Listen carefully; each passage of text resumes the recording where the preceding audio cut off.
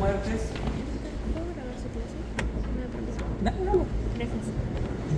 Ha habido más de 1 millón de muertes en el mundo por tuberculosis en el 2024, es bastante, ¿no? En su momento fue opacada por el COVID, ¿no? Y se puso en segundo lugar y todo el mundo se cuidó. Pero ahora ya que bajó el TV, le fueron el COVID, ocupa de nuevo su lugar. Más de 150.000 muertes entre personas con HIV, pero más de 1 millón en general en el 2024.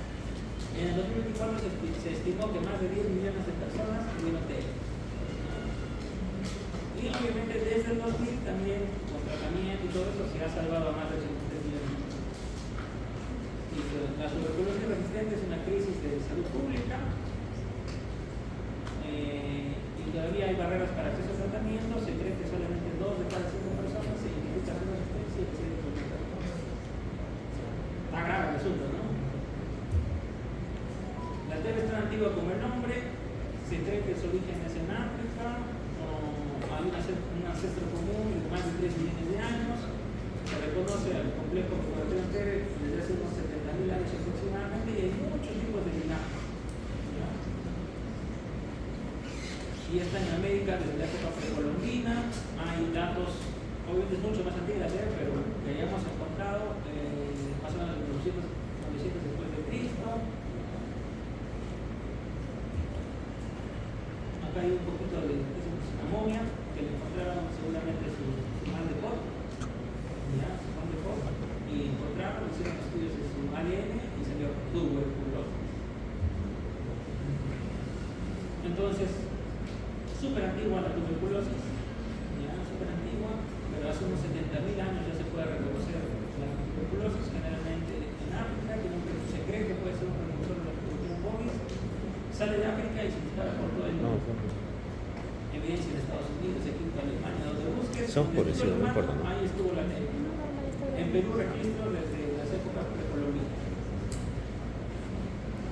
En el mundo, como pueden ver, mientras sea verde más intenso, es que la incidencia de tuberculosis es mayor. En América, en general, Perú, vean, está bien cargadito, ¿no? Estamos bien cargaditos.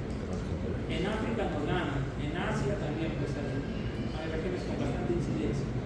Una elevada incidencia se cree que la cifra se habla de tasas por 100.000 habitantes. ¿Ya? O sea, digamos, tú dices más de 100 por 100.000 habitantes, eso es una tasa de incidencia alta.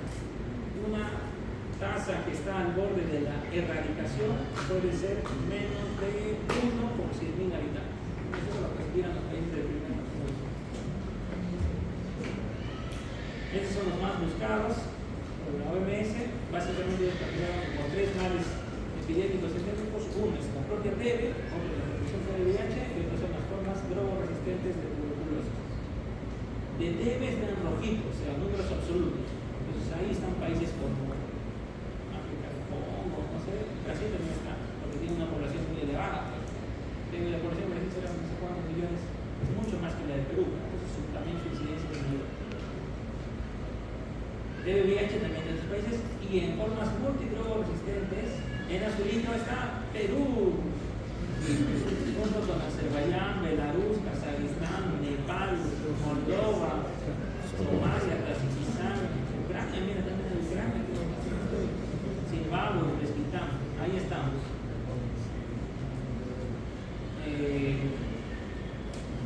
Acá lo catalogan según sus tasas de incidencia, que puede ser endemia severa, altamente endémico, moderado, bajo y categoría 6 bajito. Nosotros nos ponen en categoría 3, pero la tasa de incidencia se calcula que es mayor de 100 por 100.000 habitantes, 110 o 120 por 100.000 habitantes, de TB en general. Pues por eso que ahí somos una incidencia a nivel endémico, pero en formas drogoresistentes, ahí sí somos punteros. Ahí estamos entre los 30 países con mayor incidencia en TB multidrogoresistente. En TB general, endémico. ¿Ya? Ahí sí hay algunos que nos dan. Eso se saca básicamente de unos reportes que estima la OMS, asumiendo que hay casos subnotificados, o sea, casos que no se detectaron. Entonces, digamos, tú reportas 90 la OMS lo aplica un factor de corrección y dice, no, tú me dices que hay 90, pero yo calculo que hay 105, porque asume que hay un subregistro, porque no todas las bacterias se reproducen. Tanto así que, por ejemplo, en el 2024, según reportes del propio MINSA y el Ministerio de Salud, según ellos tenemos nuestras tasas de 89 por 100.000, sigue siendo alto, pero para ojos de OMS es más de 100 por 100.000, porque solo hay una subnotificación. La mayoría de casos en población joven, ustedes, la población activa. La tasa de incidencia nacional, la notificada por entre 89 a 96 por 100.000, pero para OMS es un poco más de 100. Casos de tuberculosis múltiple resistente, 2.186, ¿ya? En el Perú, en el 2024. La tasa, los casos nuevos, las recaídas, 30.384. O sea, casos descubiertos, notificados y probablemente tratados, más de 30.000 casos todos los años, ¿ya? Y de multiple resistente, más de 2.000. ¿Ya? Ahora, esos son los casos diagnosticados y tratados. Se asume que puede haber un margen de casos no diagnosticados y por ende no tratados. Por eso que para OMS siempre es un poco más. Y estas son básicamente sus proyecciones. Ellos notificados por BI, antes en los medios.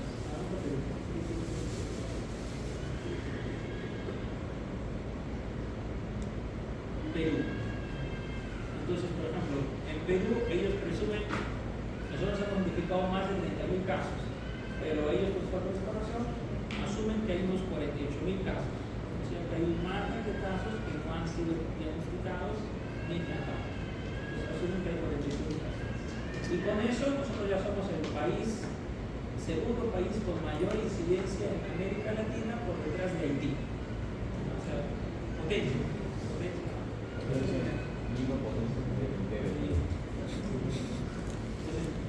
Por debajo de por tasa. Y hemos dicho que Perú notifica más de 2.000 casos de tuberculosis múltiple resistente. Según la OMS hay una subnotificación y ellos estiman que en teoría debe haber más de 4.000 casos, sino que no diagnosticamos. Por eso lo ponen acá 4.100. Y en incidencia en América Latina, según estos estimados de casos de TB, nosotros tenemos 48.000 casos estimados, notificados 30.000, más de 30.000. Pues ahí estamos potencia. Detrás de Brasil, que tiene 104.000, así que ojo con Brasil. Pero también Brasil tiene una población mucho mayor, por la que más casos. Entonces eso es cuando es en absoluto. Y es por eso que cuando se habla de tasas, se ajusta ese valor. Porque ahí sí puedo comparar un país chiquito con un grande. En tasas, en incidencia absoluta, estamos segundos por detrás de Brasil. Y en tasas, estamos igual, segundos por detrás de Haití. ¿Ya? Igual, pues en ambos lados estamos por ahí. Ahora, en multidrogo resistente, estimados, Perú 4.000. Y ahí sí estamos primeros. Mira, incluso Brasil, que tiene su población, ¿cuánto es la población de Brasil? 50 millones, 60 millones. Y aún así, con sus 60 millones, tenemos más casos de tuberculosis multiviral. Por eso es que en tasas de TB multiviral resistente es bien altas. Por eso que ahí nos ponen a nivel mundial, en la lista de países con más carga de TB multiviral resistente. Ya no comparamos con América, eso nos vamos a comparar en el mundo. ¿Ya? La tasa de éxito de tratamiento de formas multiviral resistentes había sido bien bajita, ya normalmente 60%, 61% de éxito, o sea, un gran porcentaje o no se cura o abandona el tratamiento. Pero es relativo. Quizás estos años sea mejor porque se han cambiado los esquemas de tratamiento. MINSA está con tratamientos más cortos, lo cual es bueno, seguro esto va a mejorar. Lo malo es que no está siendo de fácil acceso para todas las instituciones. Incluso nosotros como de salud estamos teniendo problemas de acceder a esquemas cortos, seguimos con esquemas largos. Nuestra tasa de éxito de acá del seguro del hospital es más o menos 70, 79%. También no es que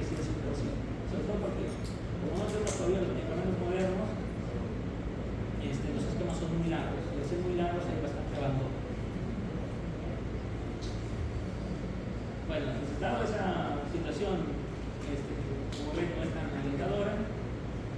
Seguimos, pues es causado por el bacilo de Koch, aquí están sus características, 0,5 a 3 micras, la familia de Lymphotraceae, tiene una pared celular rica en ácidos glicólicos, en ácidos grasos, de cadena larga, lo cual da sus mecanismos de defensa. Un componente clave es el lipoarabinomanano, es un componente clave de su membrana, de su pared celular, y justamente en eso se basa un método de diagnóstico que se llama el TBLA, lipoarabinomanano en orina, recomendado y aprobado para pacientes con VIH. ¿Ya? El TBLA. Es un paciente con VIH, su TBLA en orina. Esa prueba sí está disponible y es gratuita.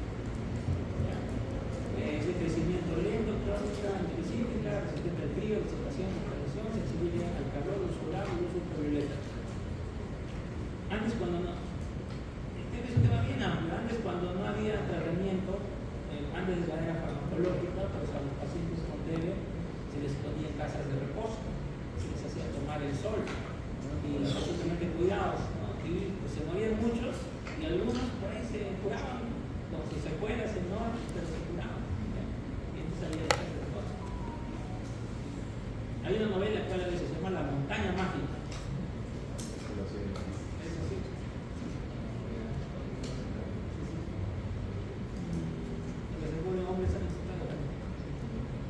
Listo, entonces pertenece al complejo Mycobacterium tuberculosis. Dentro del complejo Mycobacterium tuberculosis hay muchos tipos de tuberculosis. La que nosotros nos enfocamos en el Mycobacterium tuberculosis, pero también hay la Mycobacterium bovis, africanis, clótica, nítica, prelpiner. No todos afectan al humano, algunos afectan a animales, pero incidentalmente algunas también pueden afectar al humano. Okay. La más importante es la Mycobacterium tuberculosis. Dentro de la tuberculosis tiene linajes, hay cepas, vale decir, eso no lo tenemos acceso, eso probablemente el INS agarra algunas muestras y haga estudios de linaje para saber qué linaje está o cepas. Hay cepas que son más virulentas que otras, entonces, desde un punto de vista epidemiológico, sí, esa información sería útil, ¿ya? Pero no es una información que está al alcance del clínico ni del médico. El estudio epidemiológico sí, si hay cepas que son más fregadas. Hay unas tuberculosis que pueden ser más lentas y otras que son más virulentas, más mortales. El tratamiento es mismo. Entonces, las que tienen interés en el hombre, aunque se han aislado a partir de aislamientos en humanos, del Mycobacterium tuberculosis complex, estas. La tuberculosis propiamente dicha, que le conocemos, el africano bovis, y también están las Mycobacterium no tuberculosas, hay muchas. De crecimiento lento y de crecimiento rápido. De esas micobacterias no tuberculosas, muchas están en el medio ambiente, en el suelo, materiales de descomposición, polvo, etc. No todas son patógenas, generalmente algunas son oportunistas. No siempre hacen enfermedad, algunas solamente colonizan. Entonces eso ya es otro tema. Pero en algunos pacientes que tienen factores de riesgo, sobre todo lesiones secuelares, pueden llegar a ser enfermedad por Mycobacterium no tuberculosis, que también son difíciles de tratar. Son Mycobacterium no tuberculosas ambientales. Se tratan similar a la TB con otras drogas parecidas, con las mismas drogas de tuberculosis, pero distintas formulaciones. Y algunas pueden ser lentas y crónicas y hay otras que también pueden ser igual de severas, sobre todo las de crecimiento rápido. Ahí van a encontrar Mycobacterium absceso, porque sí es una cepa también virulenta y pesada. ¿Ya? Esto sin menos mal no es un mal endémico, pero también es bueno saber qué hay. Nosotros tenemos, por ejemplo, más o menos entre 12 a 20 casos de micobacteriosis, micobacteriosis por Mycobacterium. ¿Por qué es ácido alcohol resistente? Pues por su característica de su pared celular, y ahí tiene el compuesto del lipoarabinomanano, ¿no? Que le da esa característica y que se puede detectar o sirve de base para detectarlo su presencia en orina, ¿no? Es un método de diagnóstico. TBLA en orina positivo en paciente VIH tuberculosis. ¿De dónde? No sabemos, porque eso lo estamos detectando en orina. ¿Existen otros bacterias básicos resistentes? Sí. todas las micobacterias, tanto atípicas, tuberculosis, Mycobacterium leprae, todo eso me puede dar beca positivo. O sea, si encuentro un beca positivo, es sinónimo de tuberculosis, no necesariamente. Lo más probable es que sí, por estadística. Pero si escuchas otra cosa, podría ser algo más. Podría ser hasta una micobacteria atípica, ya no tuberculosis. Como carga, también te puede dar ácido, una muestra de bacteria ácido ascórbico. Bueno, las cadenas biológicas de tuberculosis, parásito estricto, no tiene toxinas, aerobios, derecha, violencia variable. Por ejemplo, hay una cepa que se llama cepa Beijing, que es nazi, suele ser más de exposición a la infección. Se transmite por vía aérea, por bolitas respiratorias. Si son más chiquititas, pues mejor, para que lleguen a la vía aérea inferior. Se puede usar muchas bolitas, se puede más toser, al estornudar, incluso si es que es muy bacilífero, si tiene muchas cavidades, incluso al hablar. Hola, hola, hola. Un paciente con TEO pulmonar escudo puede tener 10 a las 5 bacilos. ¿Cuánto es eso? 100.000 bacilos. Por cada caso positivo puede haber contagiado a 20 años.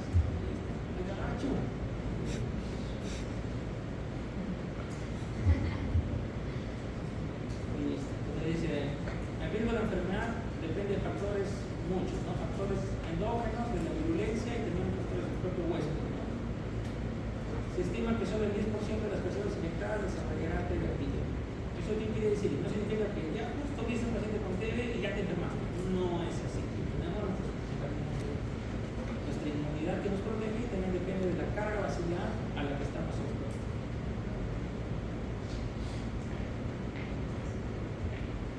Hay factores de riesgo para enfermedad, que tengan lesiones fibróticas, tienen 2 a 20% de riesgo relativo, que tenga infección por VIH, el riesgo relativo de hacer tuberculosis 100 veces más que una persona que no tiene VIH, que es el enfermedad.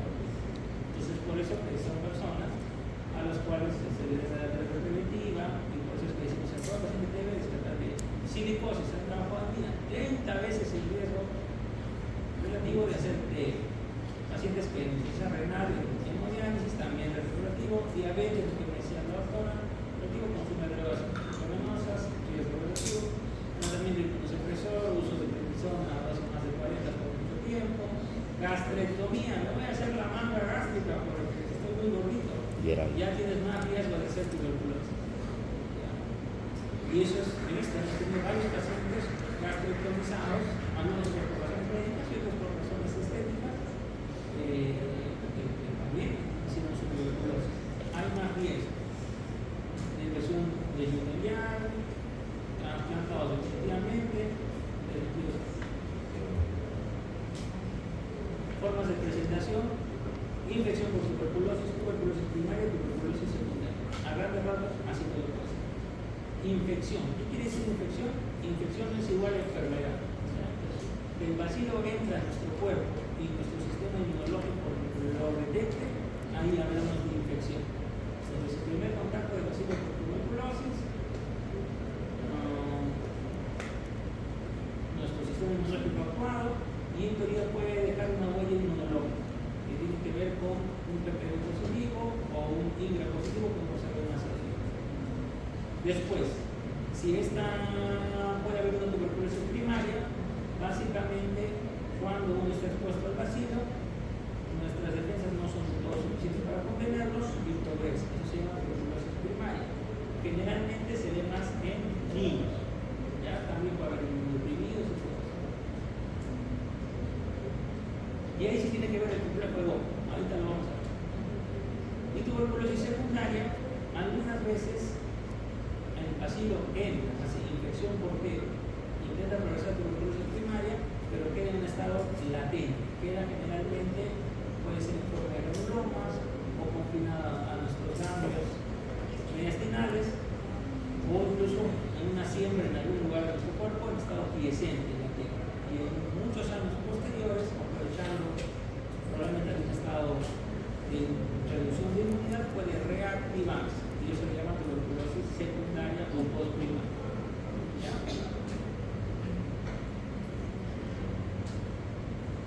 En nuestro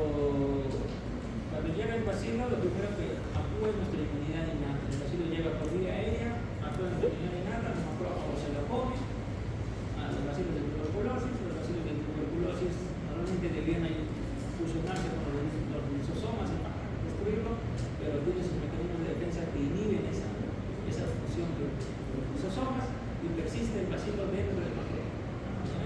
El macrófago en teoría lo presenta a células presentadoras de antígenos, se van a los ganglios linfáticos, lo puede presentar a células linfocitos T para que se empiece en forma CD4, reconoce memoria inmunológica, dos cosas, lo mata y ahí queda, pero ya queda la huella inmunológica, o a veces también puede escapar de la zona y progresar. Si llega a progresar, puede formar granulomas, puede formar un foco inflamatorio dentro del pulmón, y en el pulmoncito, pues nuestras células empiezan a replicar, se intentan formar un granuloma para contener. A su vez pueden haber algunos bacilos que escapen y hagan una sincrematófaga, que se vayan a cualquier hora.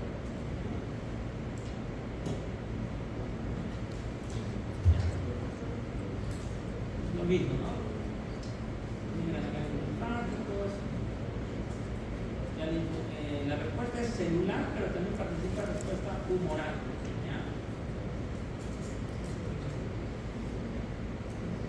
Como parte de los mecanismos de defensa se da la formación de granulomas, ¿ya? Básicamente reclutando más y más linfocitos. También se forman células polinucleares, células gigantes.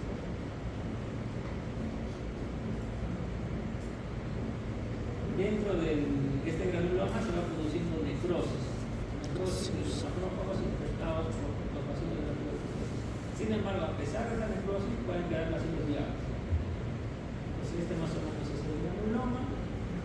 Ahí están los macrófagos infectados. Se forma el granuloma de ellos para intentar demostrar esa apoptosis y necrosados. Ahí participan linfocitos T, linfocitos que se diferencian las células B, células dendríticas, y todo eso para contener a mi bacilo de tuberculosis. Si tienen éxito, el bacilo queda contenido. Pueden quedar formas viables y con el tiempo esto puede reactivarse.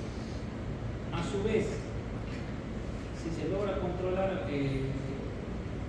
actividad de estos bacilos, con el tiempo estas lesiones pueden calcificarse, que ya tendría que ver con inactividad.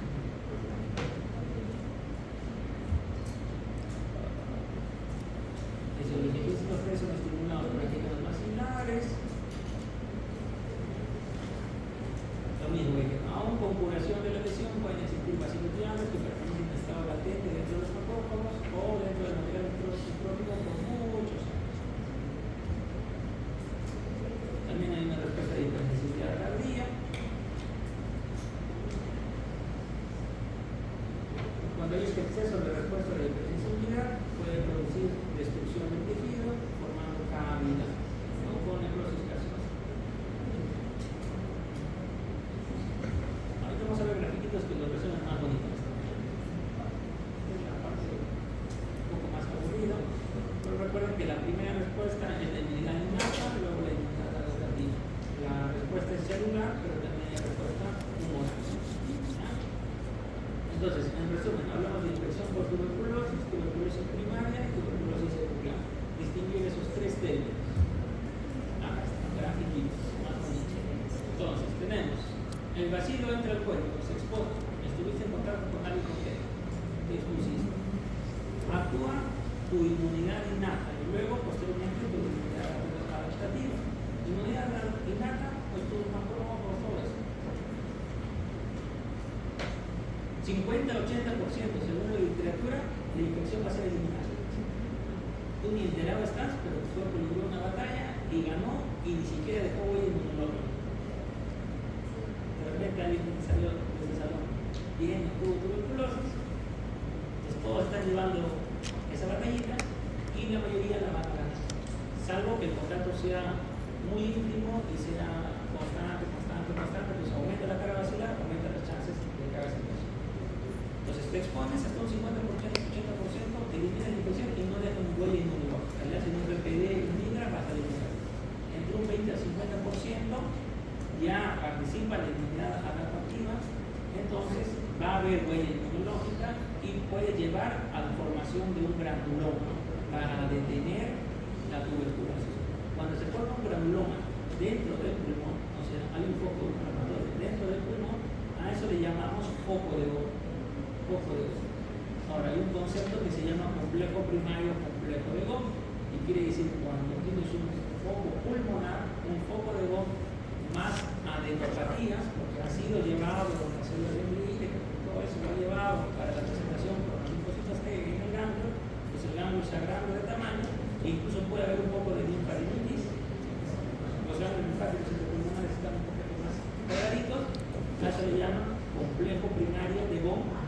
complejo de Bohm, que es distinto de un foco de Bohm. Y eso configura ya casi una TV primaria, ¿no? O una TV primaria, ¿qué es eso?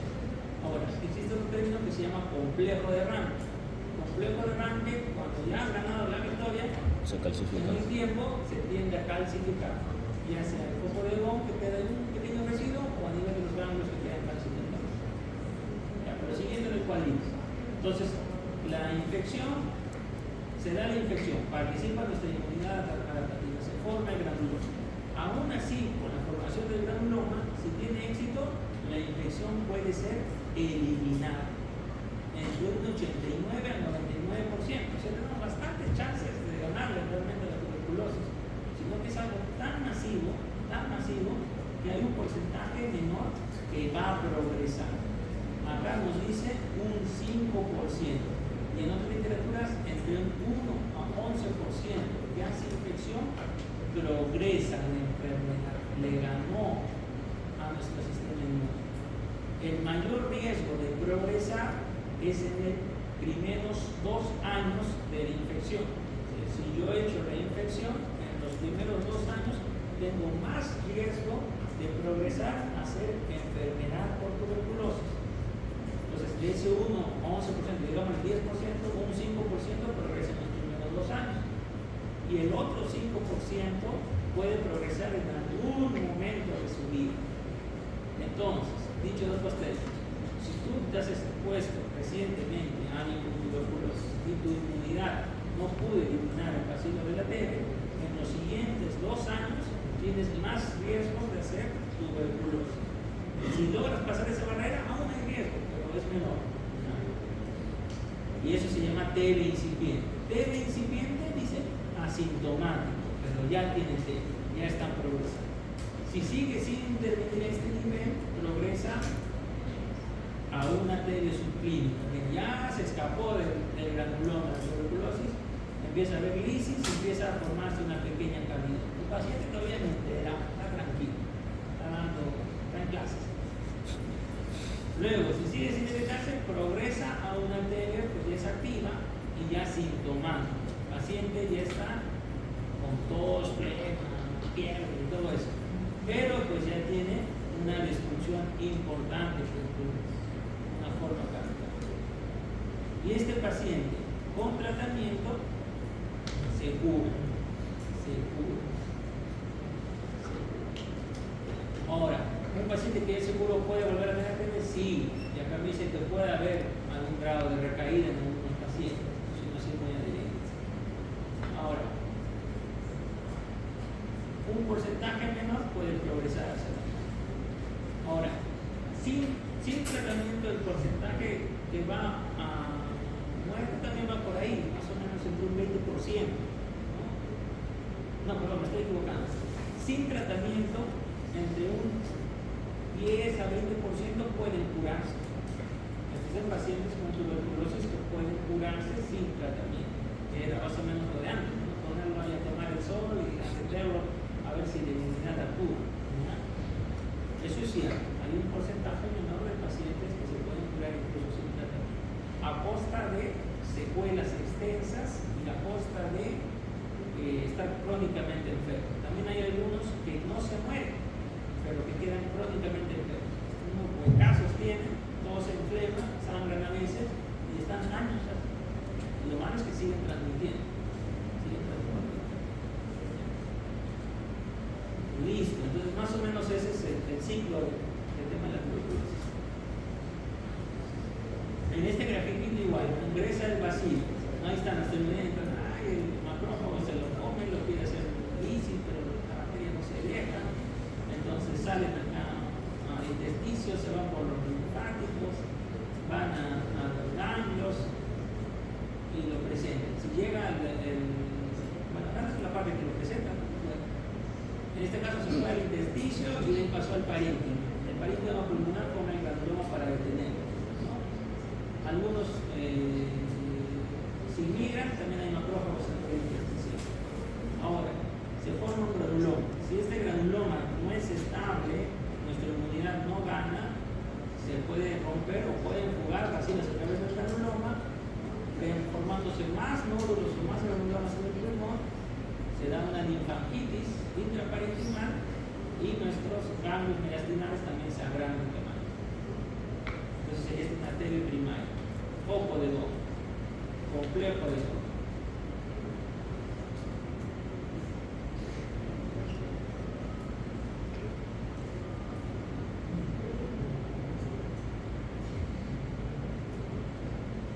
Unión perpetua de tuberculosis, la fagocitosis, contacto con células dendríticas, presentación de antígenos a los CD4, disposición CD4 TH1, se liberan mediadores proinflamatorios como interferón gamma y otras proteínas, se activan trofos alveolares, destrucción de las células principales. Esa es la primera.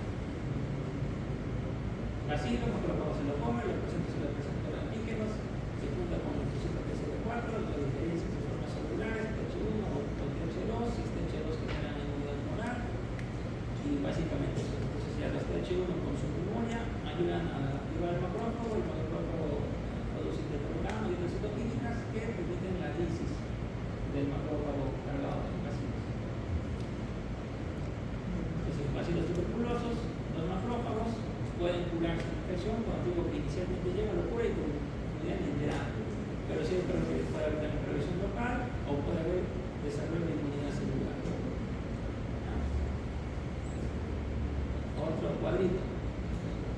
Llega el bacilo, la infección puede ser eliminada y nuestro sistema inmunológico adaptativo y enterado no dejamos huella inmunológica. Pero si ya participaron nuestros linfocitos y todo eso, deja huella inmunológica. Entonces, si yo le aplico una prueba de tuberculina, sale positivo. Una prueba de IgRA, sale positivo. Si permanecen algunos bacilos viables, porque hemos visto que cuando ya participan en nuestra inmunidad, dos caminos, o elimina la infección o quedan algunos bacilos viables, entonces se habla que queda una infección latente. Y esta infección latente generalmente es caracterizada por la presencia de granulomas, pero a veces ni eso se puede identificar. ¿Ya? Entonces podría haber un granuloma con células con bacilos viables. Esto puede progresar en el tiempo. Hemos dicho que en los primeros 2 años tienen más riesgo de progresar y otro riesgo de progresar a lo largo de la vida. A una TV subclínica y luego a una TV totalmente activa. Entonces, más o menos con ese cuadro, dense la idea que hay infección, no es lo mismo que enfermedad. Un paciente con infección no contagio, es un paciente que simplemente tiene bacilos viables en su cuerpo. Y si quiere ser más estricto, tiene un mermorio inmunológico. Entonces, un paciente con infección lo que sí puede hacer es tiene riesgo de hacer tuberculosis.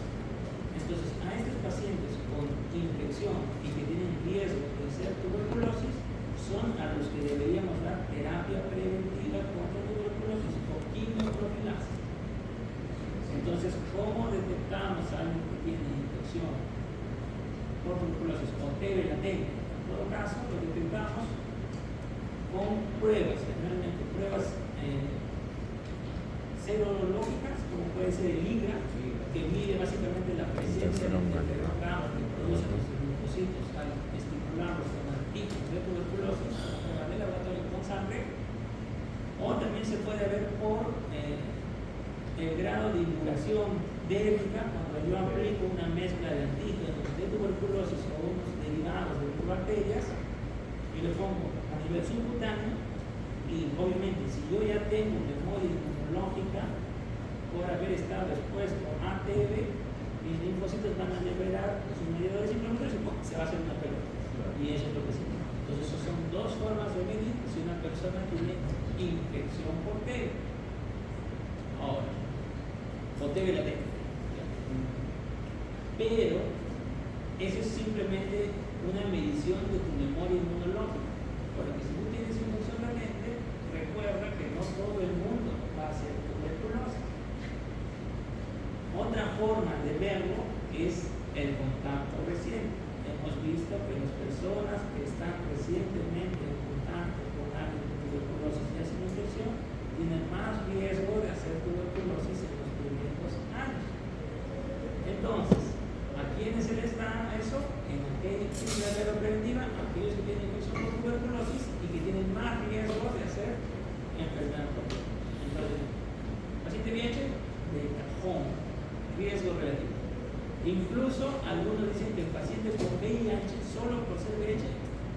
hagas IGRA ni le pongas tuberculina, dale seguridad preventiva, porque ya es tanto su riesgo que incluso tú le haces un IGRA y sale negativo, puede ser que esté bajito porque por el VIH sus defensas están tan bajas que ya ni reconocen.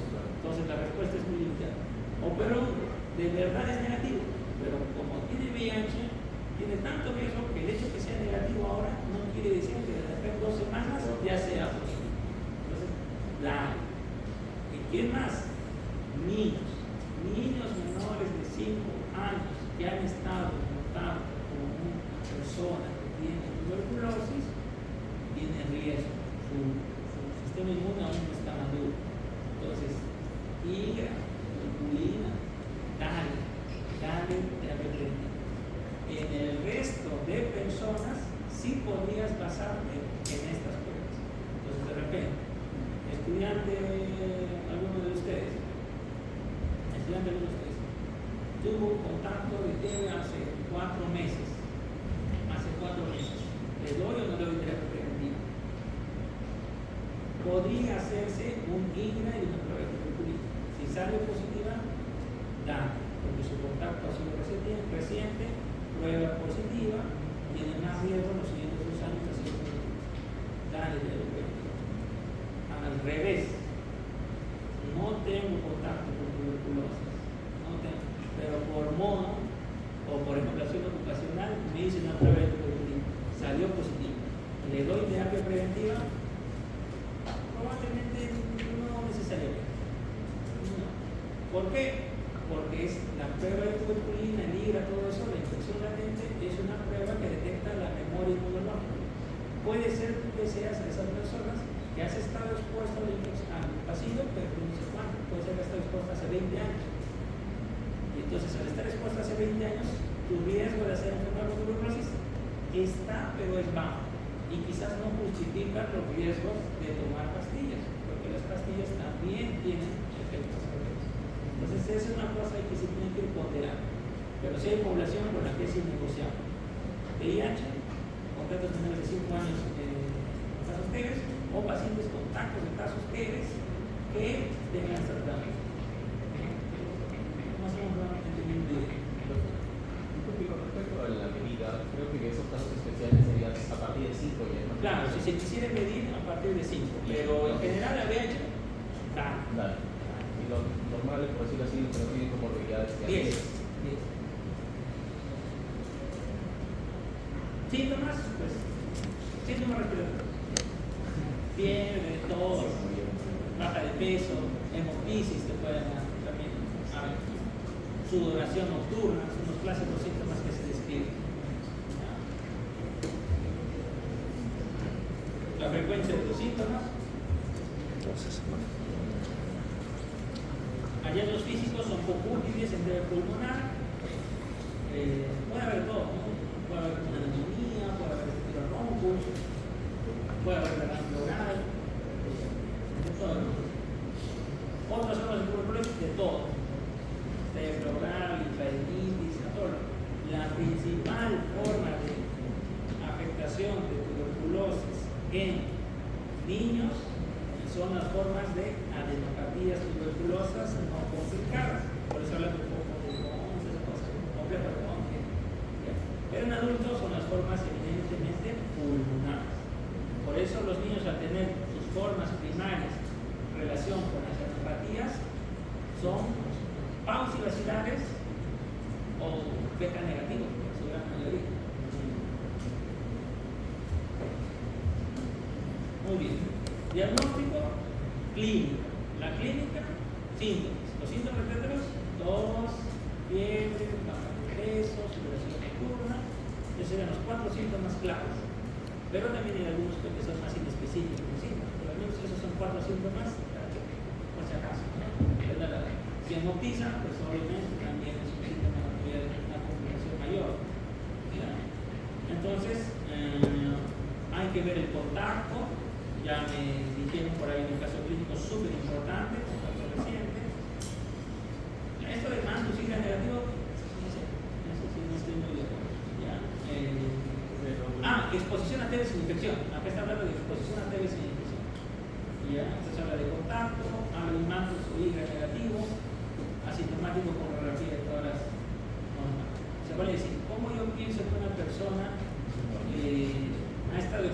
TB y que no ha hecho infección, acá dice que haya estado en contacto, ya estuvo en contacto, pero tiene sus pruebas para ver TB latente negativos y está asintomático y su ratio es normal. Entonces ya él no tiene infección. Sin embargo, yo diría lo siguiente: para hacer memoria inmunológica se necesita tiempo, y el tiempo puede ir más o menos entre 8 a 12 semanas. Entonces, si mi contacto es reciente, no significa que no tenga infección, sino que quizás todavía no hay el suficiente tiempo para generar un inmunológico. Entonces, lo correcto sería a ese paciente, si ha estado expuesto a TB, a pesar que tuvo un mantos o IGRA negativo, no decir que no tiene infección, sino decir, te voy a repetir la prueba en 3 meses.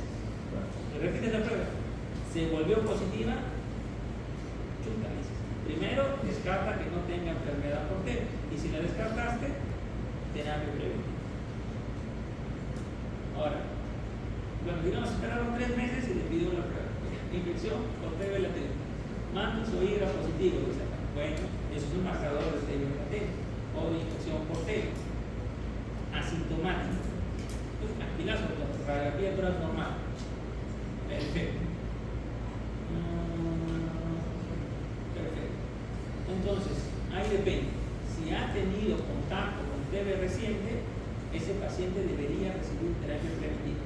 Y mucho más si tienes la evidencia que antes era negativo y ahora se ha vuelto positivo.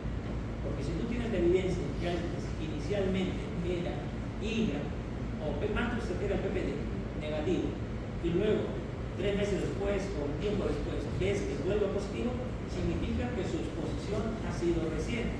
Exposición reciente más riesgo de ser enfermedad. Entonces, lo ideal, tanto para nosotros como para ustedes, sería que en su evaluación ocupacional, antes de empezar la carrera, les hayan hecho a todos un PPD o un IGRA. Aquel que le saliera positivo, una plaquita para ver que no tenga TB. Punto quizás, o preguntarle más, ¿no? Ya, si no tiene TB, decir, oye, pero es PPD positivo. Pues, decir, bueno, le voy a dar tratamiento, no sé, pues, porque no sé si ese es de ahora o es de hace 20 años, pues cuando era niñito. Pero ¿quiénes serían útiles? PPD, IGRA, entras a estudiar medicina, negativo.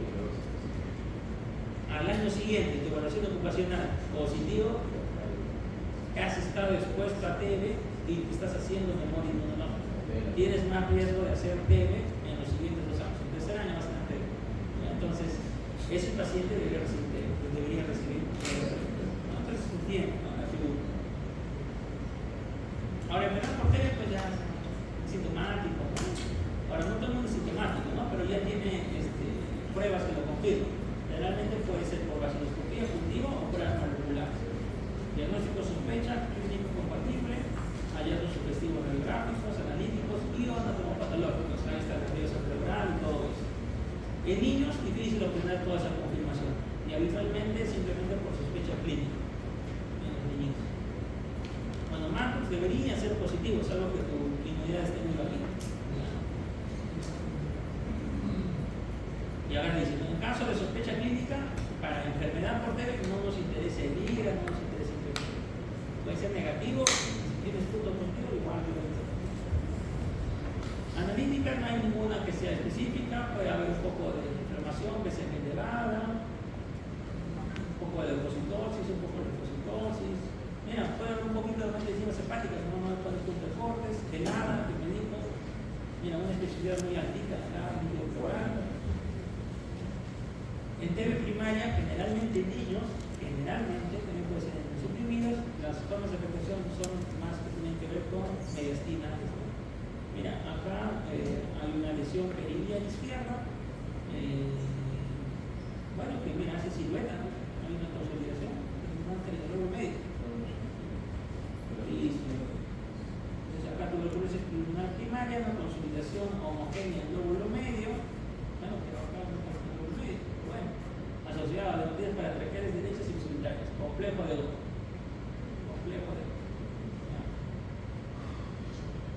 Listo. Calcificación. Generalmente en pulmón, cuando algo se calcifica, tiene que ver con inactividad. Entonces, básicamente una lesión de Bond muy antigua puede clasificarse como el tiempo. Complejo de Ranke, ya les comenté, que es la lesión de Bond y la clasificación de los ganglios cervicales. No los decimos cuando puede haber poquitos de clasificación, generalmente que son apicales. Entonces, prima infección, la que ya les comenté, contagio, un gran porcentaje se resuelve solo, algunos dejan huella inmunológica y otros no. Si deja huella inmunológica, algunos pueden quedar en formas de TB latente, con un riesgo de reactivación.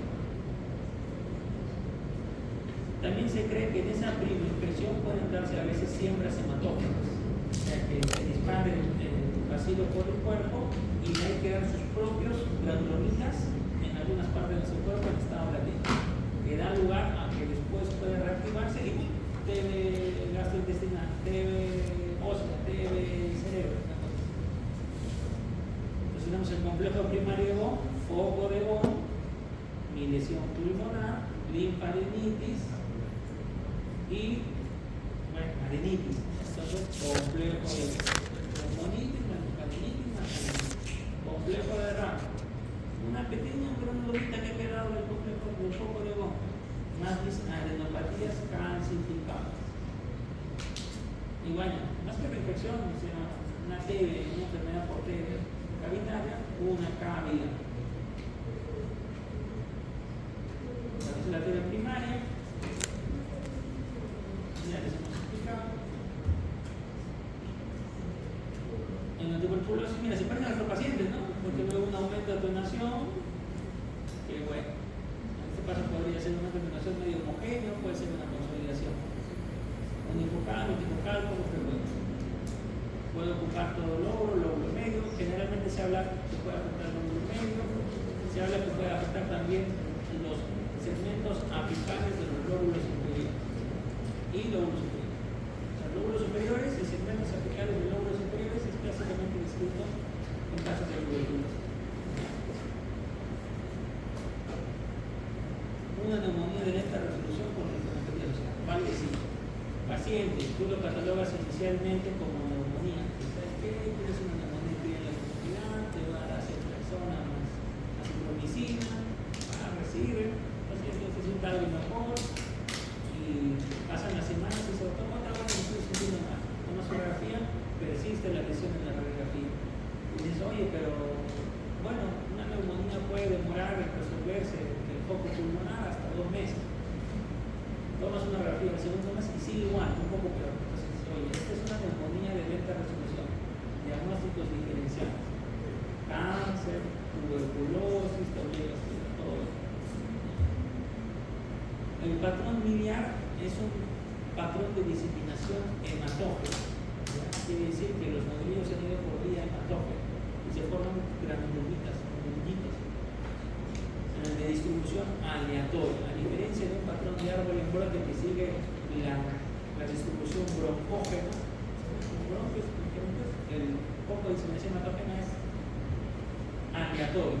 Algunos pueden parecer como si fuese broncógeno y otros tienen distribución a nivel de las cisuras, a nivel cerebral, un poco. Esa es la distribución aleatoria. Tuberculoma puede ser otra cosa, un granuloma. A veces, aunque sea con el tratamiento, quedan unos granulomas. Esos granulomas pues nunca vamos a poder saber si quedan con bacilos viables o no viables. La única certeza que tenemos es que ya recibió un tratamiento y que podría quedar en observación. Probablemente si quede sin bacilos viables, con el tiempo se calcifica. Cavitación, otro hallazgo frecuente. Bueno, la consolidación generalmente se empieza a cavitar.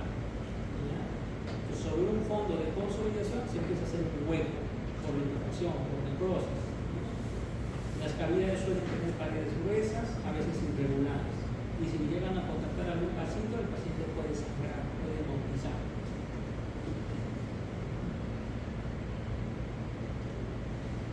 Bueno, alta carga vacinal sí, pues generalmente tienen alta carga vacinal. Atelectasia.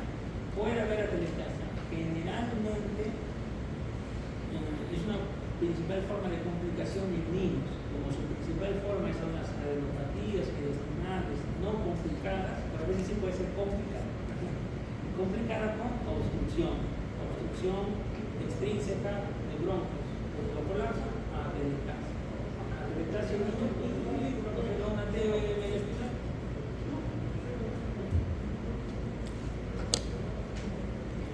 Bueno, y de ahí todo. Puede haber demanda pleural, puede haber bronquiectasias, puede haber gran destrucción. En esta radiografía, vean, a nivel del lóbulo superior derecho, un patrón consolidativo y sobre él un área de disminución y detonación en relación a una enfermedad cavitaria. En la tomografía se puede ver la cavidad con paredes relativamente gruesas, irregular y un pequeño poquito inflamatorio circular. Aquí hay algunos también nodulillos que pueden ser granulomas. Y es también el nivel de gravedad.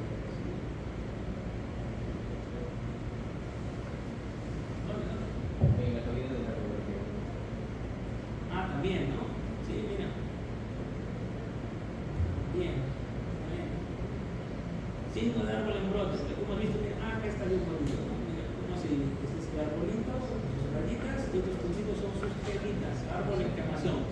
Ese es un árbol en brote. Afectación de vía aérea periférica por impactación de moco, secreción, pus, lo que puede. Entonces, es un signo, pues, de afectación de vía aérea. En contexto de sospecha clínica, pues también se ve tuberculosis, pero también se puede ver en bronquiectasias, cualquier otro proceso infeccioso e incluso con métodos diagnósticos CTB. Buscamos el diagnóstico microbiológico, aislar germes. Está un poquito desordenado, examen directo, puede ser por Cis-Nielsen. Acá está que su sensibilidad es baja, tiene buena accesibilidad y es bajo costo, es muy rápido. Hay más visitas. A ver, por acá lo resumo. Ahí lo resumo. No es para vaciloscopía directa. Agarran su microscopio, hacen el preparado, hacen la medición de Cis-Nielsen y observan. Si detectan, quiere decir que tiene una alta carga basilar. Si es negativo, no quiere decir que no sea tuberculosa. Pero si tienen otros métodos, otras tinciones, sí, tinción de auramina, más específico para tuberculosis, pero que necesita microscopio de fluorescencia. En cambio, el otro requiere tu microscopio de conjuntivo. Cultivo de microbacterias. Se debe enviar una muestra a cultivo. Por eso, idealmente, cuando pedimos muestra, no pedimos solo beta, pedimos baciloscopía más cultivo, porque sabemos que la baciloscopía solo detecta bacilos ácido alcohol resistentes y que es un método con baja sensibilidad. Entonces, eso quiere decir que puede haber mucho falso negativo.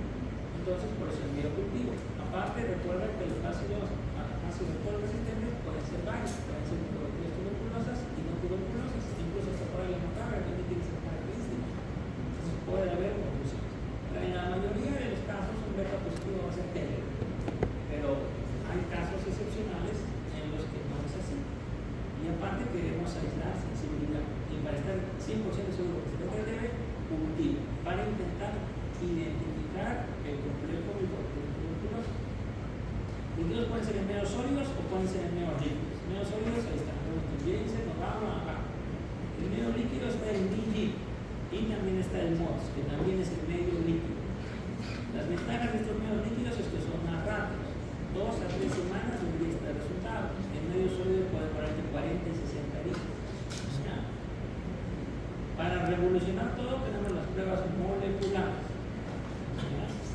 Y también ahora están las detecciones de antígenos, sobre todo el de orina, porque estamos viendo glicoraminomanano en orina.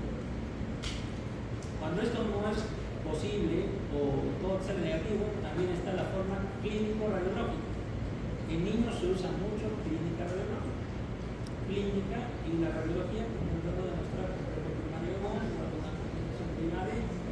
Y para diagnóstico de extrapulmonar, a veces pues biopsias compatibles, por ejemplo la pleura, de repente no tenía foco al pulmón, biopsia de pleura compatible, etc. El ARA y todo. Las pruebas moleculares han cambiado todo, pero no recuerdan que el gol estándar para confirmación de TB es el cultivo, idealmente en medio líquido. Ese es el gol estándar. Lo que dijo la autora está muy bien. El límite de detección por microscopía es entre 5.000 a 10.000 bacilos por mililitro. Pero pues no todo el mundo va a tener 5.000 a 10.000 bacilos por mililitro, porque también, porque algunos pueden tener una carga bacilar y otros porque las muestras también no siempre son las más representativas. Puede ser una mezcla de saliva y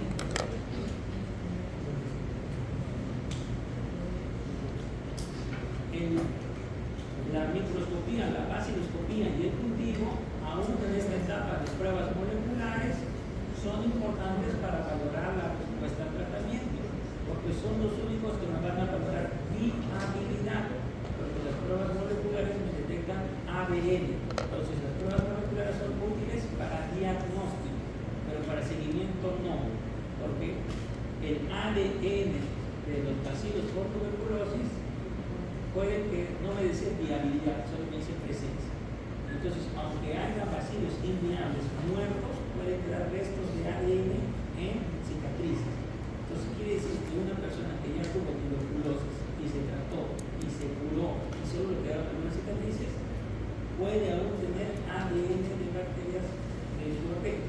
Entonces, a un paciente, por ejemplo, están hablando, que le salen trazas en un GeneXpert, la primera pregunta que yo le haría es: ¿tuvo usted tuberculosis en el pasado?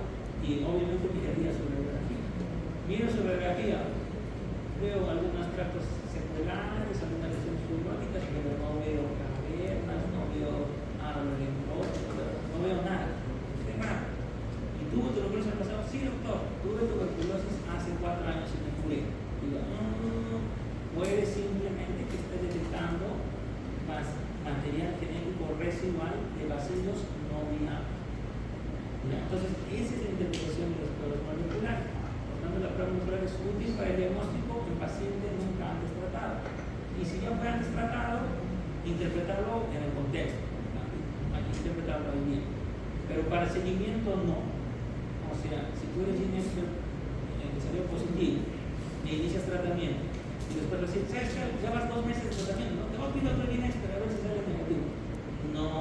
No sería ideal, porque te va a salir positivo y te va a generar más confusión. El seguimiento es con baciloscopía y cultivo, porque son los únicos que me detectan viabilidad. Es por eso que se le molesta. Listo. Entonces, pruebas diagnósticas, esto lo rollo también. Hay pruebas iniciales y hay pruebas moleculares. Ahora la recomendación es usar pruebas moleculares más que cultivo para diagnóstico, para seguimiento, cultivo y baciloscopía.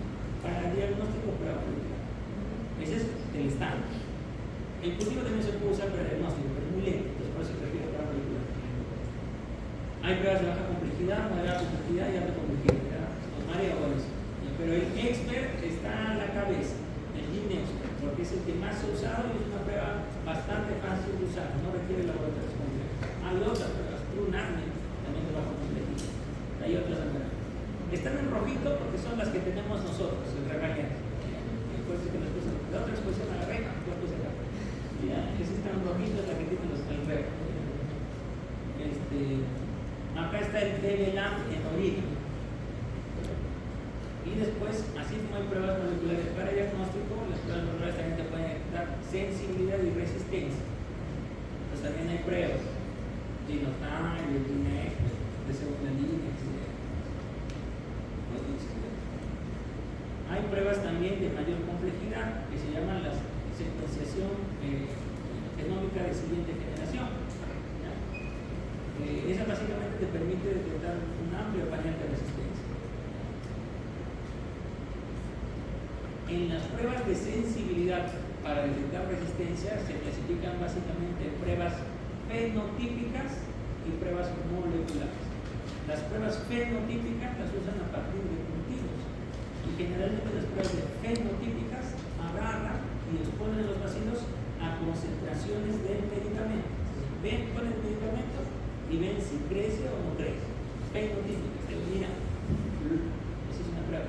La detectar resistencia tiene que ver con la identificación de genes que confieren resistencia. ¿Sabes qué? Por ejemplo, la rifampicina, identificó al gen RPOB, ese le confiere resistencia a la rifampicina. Son 2 metros.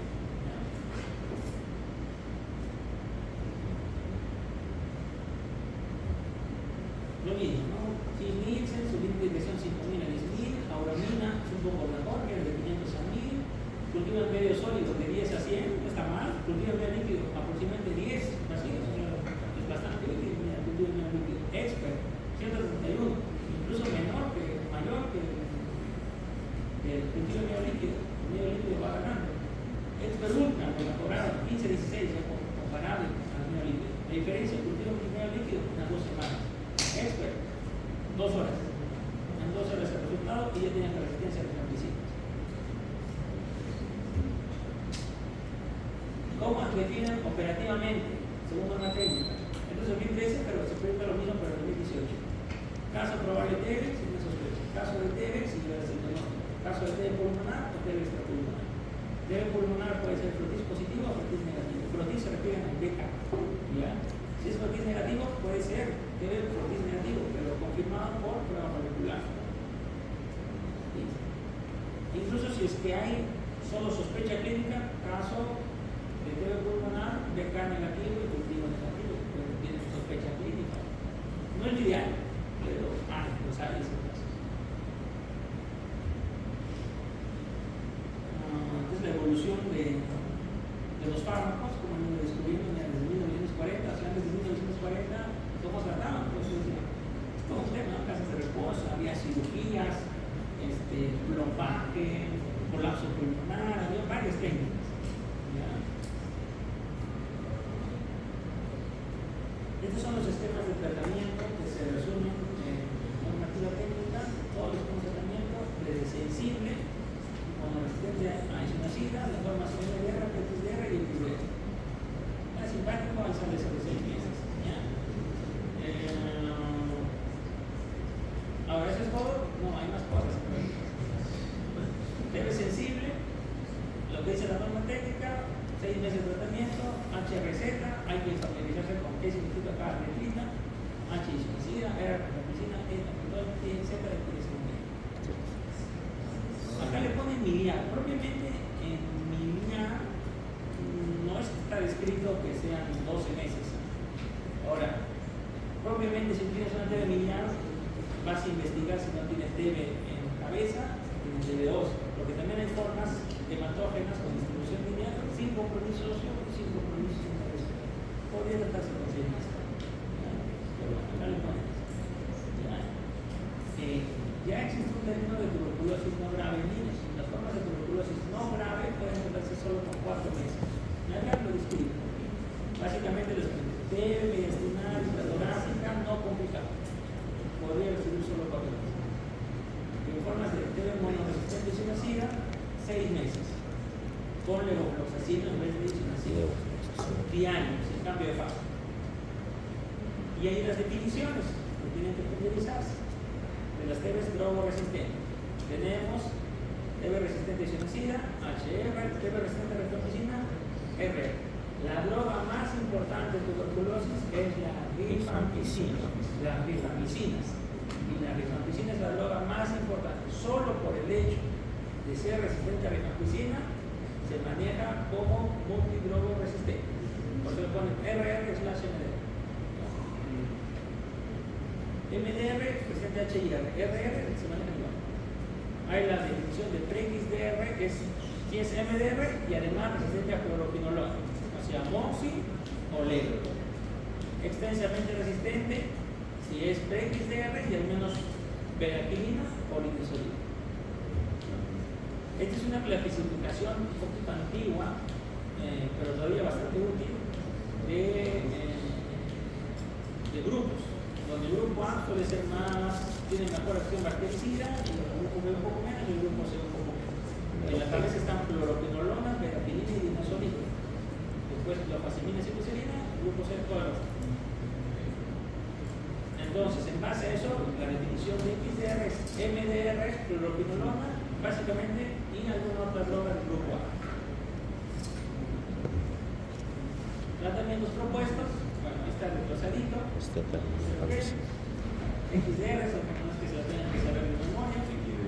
Y están los esquemas modificados, individualizados. El paciente no tolera, el paciente tiene cáncer, el paciente transplantal, el paciente tiene hepatitis. Entonces ya lo modificas. Los tratamientos modificados pueden durar hasta 18 a 20 meses, tranquilamente. ¿Ya?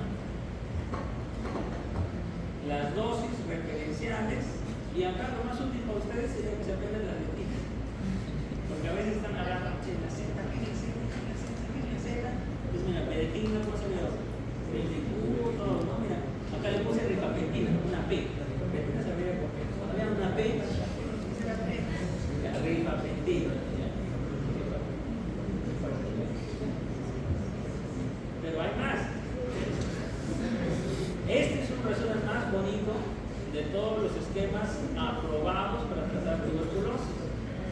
Pueden ver que hay más. Y miren, este por está espectacular, este grafiquito. Sin resistencia hasta las zonas super resistentes. Y con todos los esquemas más o menos aprobados. Una pura letrita, ¿no? ¿Te das cuenta? Después digo que las letritas estaría bien que se peguen.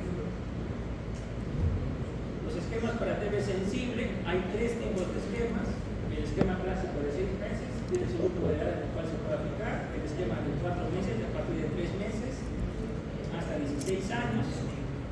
En formas no severas, de más de 3 kilos, que dice acá, y el esquema de 4 meses, el que me decía que los computadores son más que los computadores. Esta vez, mira, la rifampicina, isoniazida, rifampicina, moxifloxacino, piracetamina. Y eso es básicamente un esquema a partir de los 12 años.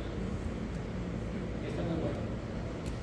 Esos son todos los esquemas para formas drogoresistentes aprobados. Hasta el esquema modificado, los esquemas prolongados y utilizados que pueden ser de 18 meses. Y quizás el esquema que deberían tener en cuenta para formas multidrogoresistentes y que yo sí les pondría es el esquema. Estos esquemas de 6 meses para tuberculosis multidrogoresistentes y pre-XDR están revolucionando el tratamiento. ¿Ya?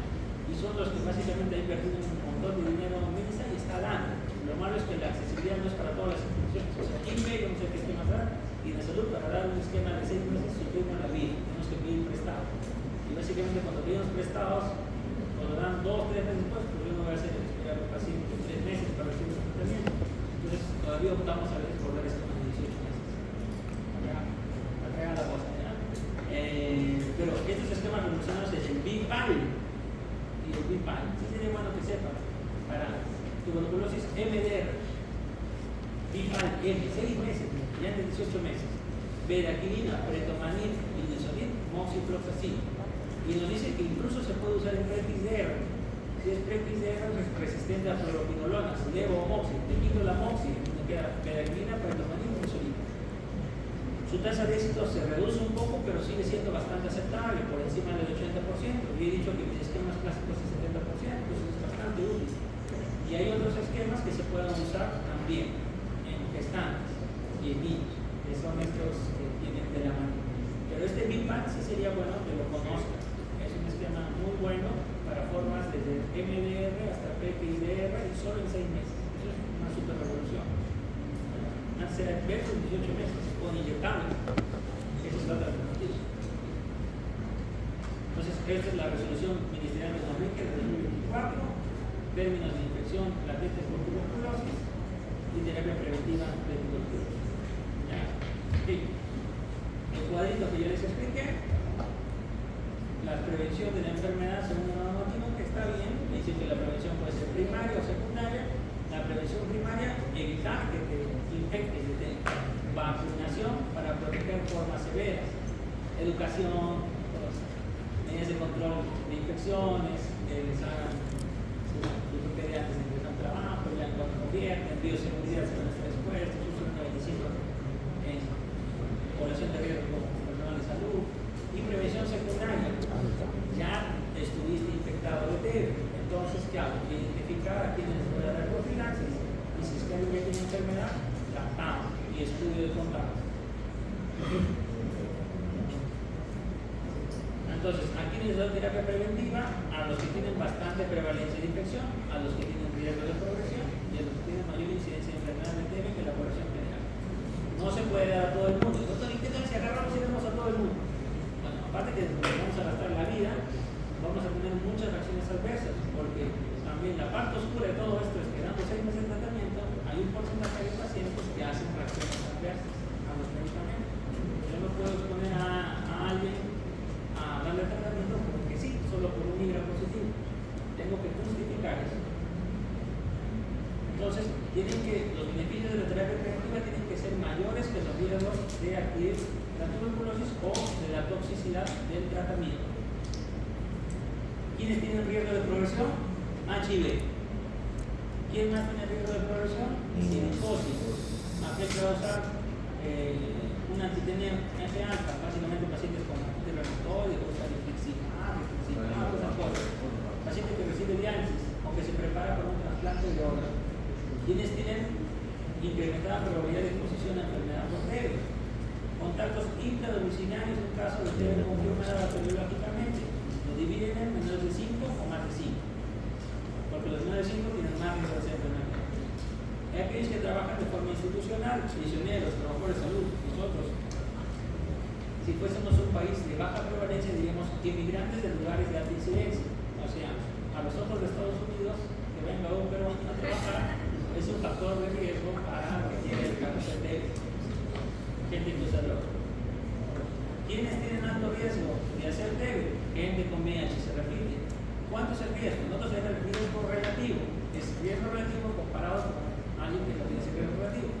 Un riesgo absoluto tiene que ver cuánto porcentaje más de hacer TB tiene este. El paciente con HIV tiene más o menos entre 1.7 a 2.7% de hacer tuberculosis por año. Es un riesgo acumulativo. El primer año tiene 2.5% de hacer TB. Al segundo año 5%. Al tercer año 7%. Al cuarto año 10%. Entonces se va acumulando. Pues se dice, ese el tratamiento preventivo. Niños o adolescentes con contacto de TB también tienen riesgo. Adulto con contacto de TB tiene riesgo, pero un poco menos. Silicosis tiene su riesgo. Y así. Pruebas para infección, 3 tipos. IGRAS, pruebas de antígenos basados en TB y la prueba de tuberculina. La prueba de tuberculina o el popular PPD es un descuidado proteico. Se basa de aislamientos de micobacterias atípicas, entonces puede tener reacciones cruzadas, entonces no están 100% específicos TB. Puede que esté un reconocido, puede que salga positiva y sea un falso positivo porque está detectando antígenos de otras micobacterias. Entonces, por eso ya hay otras presentaciones que se preparan con antígenos de la propia tuberculosis que se aplican igual, que son los test cutáneos de tuberculosis. Y hay pruebas en sangre que son los IGRAS, que miden la liberación de interferón gamma. Estas son las pruebas, hay varias marcas, 1, 2, 3, recomendadas. ¿Cómo se aplica? El PPD o estas test cutáneos de tuberculosis se aplican y mis células se deben mover, liberan inhibidores inflamatorios, citoquinas, interferón gamma, se hace una pausa y se mide esta liberación. Más de 10 es positivo, más de 5 en población no suprimida también se considera positivo. Y el IGRA, le saco sangre, a esa sangre le expongo a unos antígenos que tengo de tuberculosis, y mido el interferón gamma que secretan los linfocitos de la muestra de sangre. Y eso va a ser prácticamente eso. Hay varios tipos de IGRA, ese cuantiferol se refiere a un IGRA, bastante cuantiferol, pero el término general es un IGRA, un ensayo de liberación de interferón gamma. Y el otro el PPD, la prueba cutárea. Bueno, ahí está la sensibilidad del interferón es un poco mayor, ambos son útiles, la especificidad es menor en el PPD. Visitas, solo requiere una visita de cuantiferol, se refiere a que se sacan sangre y de ahí dan el resultado. En cambio, el PPD requiere 2 visitas. Te ponen inyección, regresas en 48 horas o en 72 horas y checan cómo está la indicación, ¿no? Qué tanto presión la política. La lectura, cuantiferol objetiva, PPD subjetiva, sí, porque pones una regla por unos 10 mil, es 11,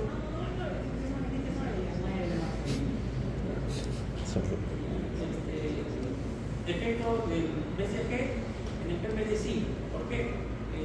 Cuando te ponen la vacuna por el BCG, pues es un derivado de Micobacterium bovis. de alguna forma tiene antígenos y puedes generar memoria inmunológica contra esos antígenos. Entonces puede haber una reacción cruzada con el interferón. En cambio, cuantiferón, como ya es más específico de la TB, en teoría no habría esa reacción cruzada. Efecto de inmunosupresión en ambos puede haber. Listo. Un PPD te puede dar un paso positivo, sí. Si ha habido vacunación de BCG y si no estás infectado por PPD atípico.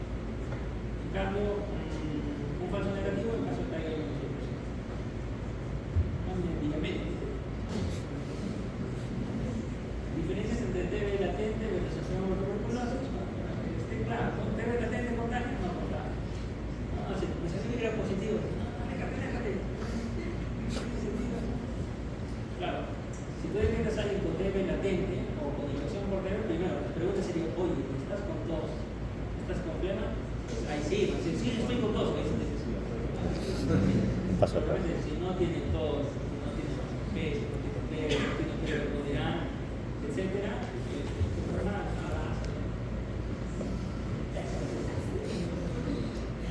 listo, síntomas normales y sintomas, la infección por TB no se puede transmitir. La vida normal y puede tratarse.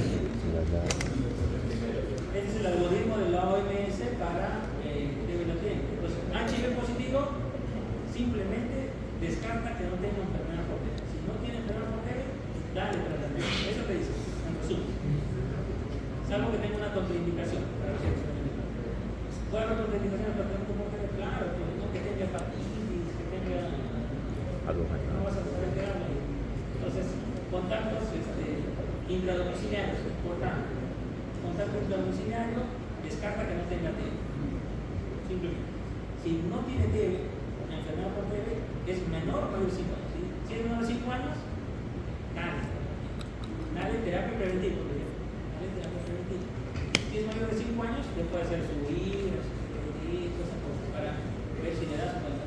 Y otros grupos de riesgo también te puedes apoyar en el Libra y en las pruebas hospitales para ver si le das o no le das una silicosis. Sabemos que tiene riesgo de hacer un problema por TB. Entonces nos conviene ver si tiene infección o no. Entonces, Libra, salió positivo. Un personal de salud podría ser cuestionado. Yo soy más por la idea de que a este grupo de personas se le haga un viraje inicial para unos valores iniciales y de ahí saber si convierte o no se convierte definitivamente. Esquemas: hay monoterapia en isoniazida, hay tratamientos más cortos basados en medicinas, de ofloxacino para exposición a TBMD. Según norma técnica, todo esto, los bonitos son las dosis y las retritas para que se prioricen. Hay muchos esquemas. ¿Ya? El clásico era de isoniazida, 6 meses de isoniazida, pero hay otros esquemas. Hay esquemas PID de gabapentina, 3 isoniazida de gabapentina, 3 meses de isoniazida de gabapentina con dosis semanal, 12 dosis terapia preventiva, una dosis semanal, bastante amigable. Igual, es un buen esquema que está queriendo revolucionar el esquema de terapia preventiva. Porque tomar 6 meses de isoniazida a una persona que se siente bien, que no tiene ningún síntoma, bastantes van a querer abandonar. Y mucho más que imaginas que le caiga mal, lo va a querer abandonar inmediatamente. Entonces, 12 dosis pareciese más manejable, semanal. También hay esquema 1-HP, acá no está, pero en el de la OMS sí debe estar, es 1-HP. Isoniazida repentina, un mes, pero eso sí es diario. Y bueno, entonces hay de 4 preformicinas, de 4 meses de piscina. Siempre que viene el número delante es el número de meses.